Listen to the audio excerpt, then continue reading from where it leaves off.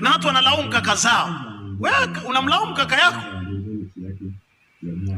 Kila gari ina namba yake. Kila gari ina namba yake. Sije ukaulaumu kaka yako na mlaumu dada yangu eti amepeleka watoto wake shule, na wengine Januari hii utasikia lawama. Amelipia watoto wake, lakini wako kwa kazi gani?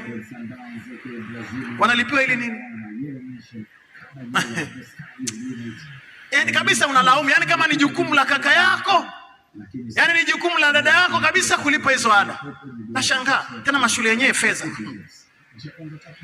Huwa kwangu tu si shule gani, lakini mashule yake ya fedha, mashule ya ada nyingi, si milioni ngapi. Nimesikia mwenzangu kampeleka mtoto wake tena kusoma nje huko. Makwetu ndio hapa Tandale hata hajaweza kulipa. Umeona ni jukumu lake. Ulitumwa kwenye uzazi.